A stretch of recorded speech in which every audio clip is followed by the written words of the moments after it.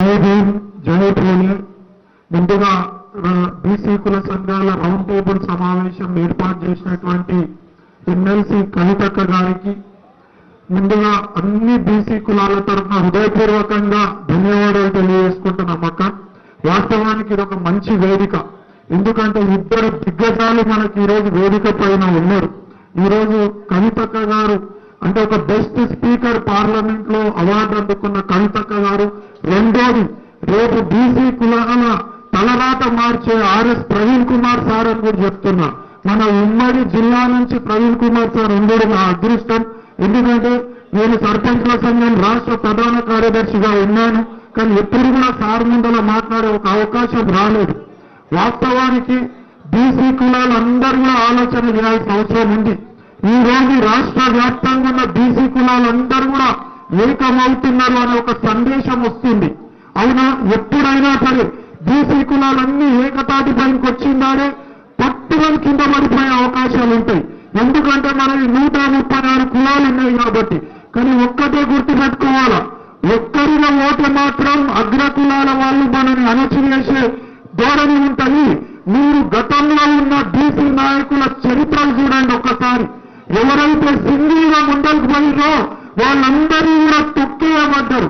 అదే మనము ఈ రోజు ముదిరాజులు కానీ, యాదవులు కానీ, సవరులు కానీ, గౌడులు కానీ, చాకలు కానీ, కటుక ప్రతి ఒక్కరూ కలిసి కట్టుగా ముందరికి పోతే ఒకటే నినాదం, కడప లోపల మన కులం, కడప దాటితే మనం బీసీలం అనే ఒక్క నినాదంతో మనం ముందరికి పోతే బాగుంటుంది.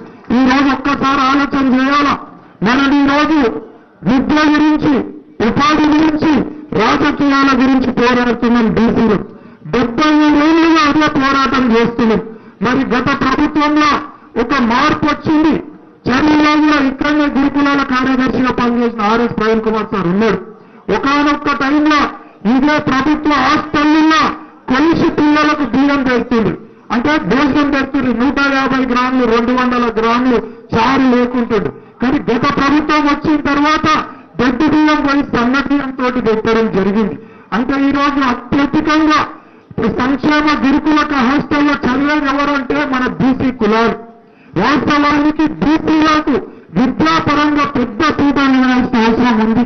ఇప్పుడు కవితక్క చెప్పినట్టు ఒకటే ఒక్క బీసీ బిల్లు పెడతామంటే ఎవరి కోసం పెడతావు? నువ్వు కేవలం కామారెడ్డి బీసీ డిక్లరేషన్ లో ఆనాడు బీసీ ఓట్ల కోసం ఒకటే ఒక మాట వేస్తావు. అది ఆచరణ సాధ్యమా కాదా అని కూడా నిలవదు. నీ పక్కన మంత్రులు అధికారంలోకి వస్తామా రామా అనే డౌట్ లో ఒక మాట అనేసారు. మరి ఈ రోజు మేము గ్రామాల్లో మాజీ సర్పంచులుగా చూసినాం. బీసీ కులగలని చెప్పనొచ్చు, ఇంకా ఉన్న కోళ్ళను లెక్క పెట్టిరు, ఫ్రిడ్జ్ని లెక్క పెట్టిరు, ఇంకా ఉన్న చెప్పుల జతల కాడికి లెక్క పెట్టారు. కానీ బీసీల కులగణన మాత్రం కరెక్ట్ చేయలేరట. అంటే వీళ్ళ చిత్తశుద్ధి ఏ మేరకు ఉందనేది ఒక్కసారి మనం గమనించాలి. ఈ రోజు అసెంబ్లీలో పూల విగ్రహం పెట్టాలి అని చెప్పని ఈ రోజు కవితక్క ఎందుకు మాట్లాడుతుంది అని అడుగుతారు. అవును, ఈ రోజు బీసీలందరి తరఫున చెప్తున్నాం, ఎవరు ఎప్పుడు మాట్లాడినా బీసీల గురించి బీసీలు స్వాగతిస్తాం. మరి ఆనాడు ప్రతిపక్షంలో ఉన్న బీసీలు మాట్లాడి ఈ రోజు మంత్రులు అయిందా వాళ్ళ గొంతులు అయింది. మరి ఈ రోజు ఎవరు బీసీ నినాదం ఎత్తుకున్నా వాళ్ళు మాట్లాడే సబ్జెక్ట్ ఏంటి? వాళ్ళు బీసీలకు ఏం లేదు. ఎవరు ఒక ఆడపిత ఒక స్లోగన్ తీసుకొని బయటికి వెళ్తే మీకు ఏం బాధ అని చెప్పని ఈరోజు మేము అడుగుతున్నాం.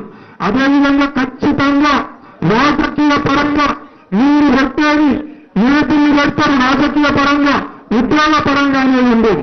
ఈ రోజు మేము సగర జాతి యొక్క, ఎందుకంటే భవిష్యత్తు ఒక 3 సంవత్సరాల తర్వాత రాష్ట్రంలో రాబోయే పార్టీ ఏదైనా ఉంది అంటే అది అందరూ కూడా తెలుసు.